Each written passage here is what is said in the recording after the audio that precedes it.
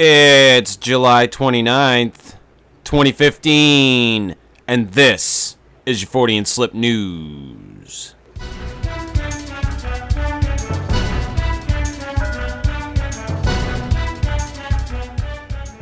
From newsok.com. OK News. Satanic group seeks home for a monument. The Satanic group spokesman said the organization probably won't continue its plan to place a monument of Satan at the Oklahoma Capitol. Darn it. No, that's because they unveiled it in Detroit, like the most rundown piece of shit city in the United States right now. Well, Satan, probably lives in Detroit, so it's probably all right. I am a huge Detroit Tigers fan, so fans from Detroit, It's sad what happened to Detroit.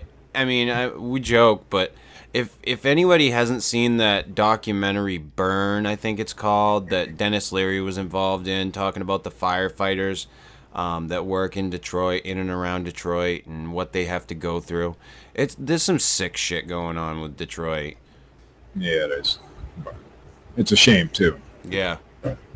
With the recent state Supreme Court ruling regarding a Ten Commandments monument at the Oklahoma Capitol, it is unlikely that a plan will move forward to place a monument of Satan there, a spokesperson for the Satanic Temple said Tuesday.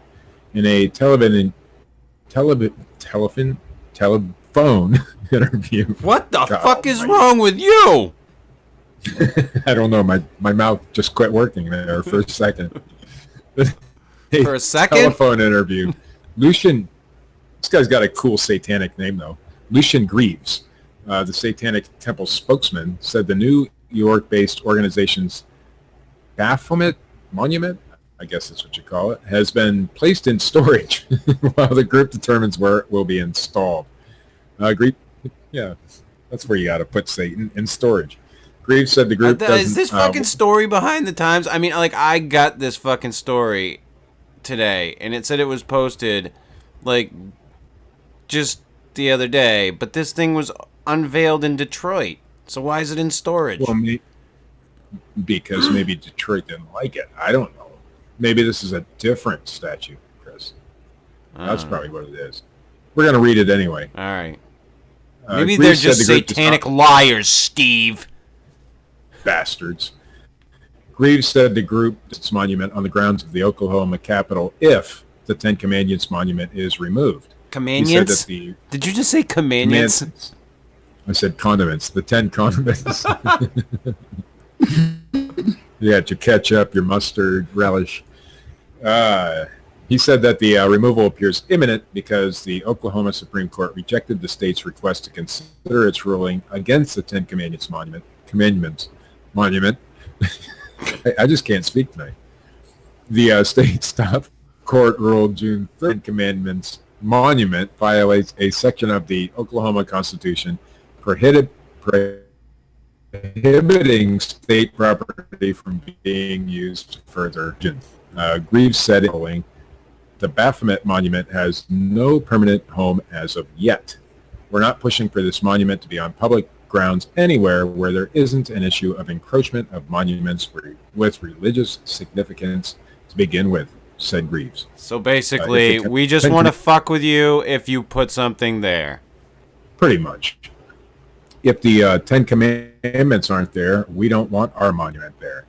Greaves said the Satanic Temple is pleased with the monument, which has caused public outcry in Oklahoma since the organization initially submitted an application to place the monument of Satan alongside the Ten Commandments. Commandments monument on the grounds of the Oklahoma Capitol. Why is that word giving me such problems? Maybe Satan. I don't know, but the web pages are making you digitize to fuck. Well, I'll just close it out. They're not putting it there. From cryptomundo.com. This is actually from nycdailynews.net, but that webpage gives you all sorts of pop-ups and bullshit, so I'm just going to read the Cryptomundo version, even though Craig Woolheater just posts whatever. A Scranton police officer claims that he had an encounter with Bigfoot in McDade Park in Lackawanna County, Pennsylvania Pennsylvania this past week. He says, my name is Scranton Police Officer, and they blocked out his name, those bastards, and I'm an 8-year veteran, so please keep my name out. Of course he wants his name out of it. A few days ago, I was driving in patrol toward McDade Park in Scranton, PA. It was late at night. I was just checking the park, making sure it was all okay, and I noticed a very dark object leaning over the edge of the road near the pool as I drove past. I passed extremely close to the object, close enough for me to feel shocked to see a large hairy section of well-muscled leg and a hairy wrist and a hand. As the creature turned, I screamed and grabbed my cell to snap a pic and my gun. Sounds like a really intelligent police officer, Chris. I slammed on the brake and I was ready to shoot. I'm combat trained. I have a weapon. Just reading. I just had to see what the hell it was. I wanted to see the entire thing for myself. But what can I say?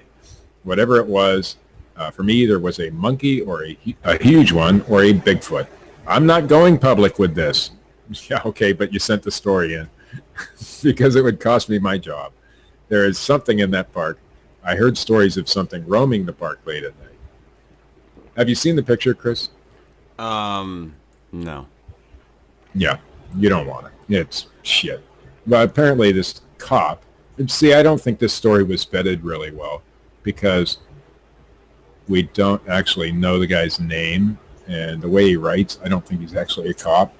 And so, bunch of Bigfoot bullshittery again, is my opinion. But the picture looks like, well, a tree stump. Blurry. Awesome. Tree stump. It's We've supposed seen to those be before.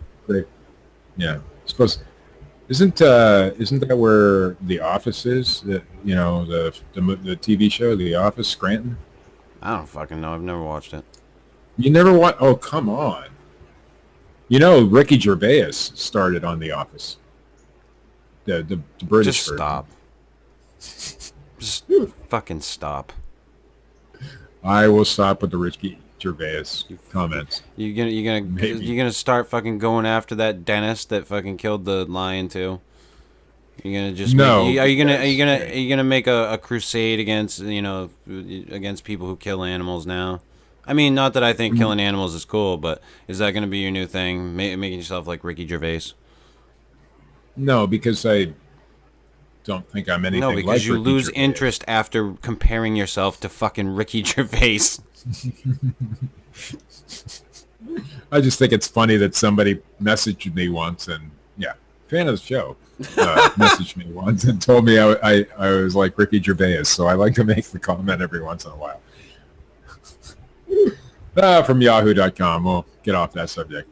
MH370, the airplane, that one that they couldn't find. Anyway, they found some debris. Oh, I in thought the we were Indian playing Ocean. a new form of bingo. We could be. I don't know. They found some debris in the Indian Ocean, and it appears to be from a Boeing 77, which is the same as what MH370 was. A source familiar with the investigation into the disappearance of Malaysia Airlines Flight 370 tells ABC News the airplane part that washed ashore on La Réunion Island, a small French island. How was my French, Chris? Steve, I'm sure you just fucking wooed women the world over. A small French island near Madagascar appears to be from a Boeing 777. Hey, my kids have seen that movie, Madagascar. It was good. I've seen it. See, I told you, Chris, I've seen some of the classics. MH370, the Did you just Malaysia fucking call Madagascar a classic? Yes. To my children, it was. Oh, God. MH370, the Malaysia. I've seen Herbie, Goes Bananas. Oh, I'm sure you have. All the Herbie movies, in fact. Even the one that was on, just a TV movie. The black. Do you ever see how much of an asshole you are? Every time I look in the fucking mirror. MH370, the Malaysia Airlines plane that disappeared over the Indian Ocean 508 days ago, was also a Boeing 77. 777, excuse me. If connected to the downplane, the part, which experts tell ABC News appears to be a wing flap about 2 meters long and 1 meter wide, could be the first piece of MH370 debris recovered to date. A team working to clean the beach stumbled upon the apparent wing flap around 9:30 local time Wednesday morning. Since the plane's disappearance in March 2014, Australia, Malaysia, the U.S., and other countries have spent tens of millions of dollars combing the sea for the missing jet. They spent tens of millions of dollars, and these guys cleaning up the beach found it for nothing. Maybe, Steve. We don't know yet. Listen, Well, how many Boeing 777s went down in the Indian Ocean? We don't want to jump to any conclusions, Steve. I mean, I don't know, and I can't state for a fact that it's the only Boeing 777 that went down in the Indian Ocean, but I'm guessing not a whole lot of them have. So if this is a piece of a Boeing 777, it's a good bet that it's from them. Right? I'm just saying. Sure. It's unlikely today's discovery will lead investigators to submerged wreckage. Former NTSB aviation safety official Tom Howder tells ABC News it had over a year to drift around. According to Howder, a consultant for ABC News, drift around the Earth like those aliens Richard Allen was talking about? Yeah. We created a fucking monster. Have you seen his blog? Oh, yes. Fucking guy went crazy. We'll plug it at the end of the show. He went fucking crazy, posting some shit. You know, he was telling me he was pretty bored. He wanted an outlet, and he started asking me about it, and I was like, yeah, fucking have that, dude. And in conclusion, if it's a 777 part, it's most likely from MH370, Howder told ABC. I actually hope it is, because it'll put that mystery to rest. I mean, all the alien abduction theories and all that fucking bullshit that surrounds that. But it is still a mystery. Multiverse, it like transported to another fucking dimension, time travel, Bermuda Triangle style. I don't know. I would just love to see a conclusion to that. I'm sure the families of the victims of that airplane, you know, they're ready for a conclusion too. I mean, it's been over a year. 508 days. That's a long fucking time not to find anything. Yeah. I mean, because usually in a wreck like that, unless it's in some mountainous area or something where you can't get to, you know, within days there's stuff washing ashore. So it would be nice to finally put that. At least they'll know where approximately it's in the Indian Ocean somewhere. And our final story, NewYorkPost.com. It's got to be a great story if it's in the New York Post, because that's a very reputable newspaper, you know, known worldwide, been around for, 100 years? NewYorkPost.com. Mystery pooper has tortured golf course for a decade. Hole in one? Listen, No. The guy has fucking moxie. He's been doing it for a long time. He's got some, will and determination. Like a decade of shitting in golf, course holes. Hey, I would do it. That's some dedication, Steve. Maybe he's dignified like you are. Well, yeah, he doesn't just want to shit on... And it's probably not a public golf course either. I'm guessing it's like one of these pro courses where you have to be a member or something. Because the guy's he's dignified like that. Sure. I love their headline. Hole in one? No. 2 in the hole is more like it. Number 2. That sounds like a fucking Steve Alcorn joke. It does, doesn't it? For the past decade... By the way, Matt and I want you to put down Grandpa's book of fucking jokes. My grandpa was a lot funnier than I am. Just saying. I could tell you stories. For the past decade, a Norwegian golf course has been dealing with a serial pooper who decides to leave dirty toilet paper and feces at the bottom of holes. UPI reported Stavanger Golf Club, a scenic waterside course in, Hartford, claims to have been finding poop in the course's cup since 2005. And the worst part is they have no clue who's been doing it. He has a couple of favorite holes. Groundskeeper Kenneth Tenfjord told these Norwegian names are a little bit hard to pronounce. told Rogaland Avis newspapers, and we know it's a man because the poos are too massive to be from a woman. How do they know? She could poop big. Ken Fjord said the mysterious pooper only lays his tracks on weekdays. The club has tried catching the culprit by installing high-powered lights, but to no avail. He climbed up a tree next to the lights and wriggled far out on a branch and dismantled the spotlights, Chen Ford said. He managed that, to beat dude, that is some dedication. Like, my hat's off to the fucking golf course pooper. Like, this is a guy who has dedication, Steve. 10 years, goes out on a fucking limb to take out lights. And he managed the feat without electrocuting himself or falling off the tree. You gotta hand it to him. This guy, I think it's, we are a Fortean show, so it's probably fucking chupacabra or something. That's my guess. It's not really. It could be a. Do they have Bigfoots in Norway? I'm pretty sure they don't have fucking chupacabras. They might. No.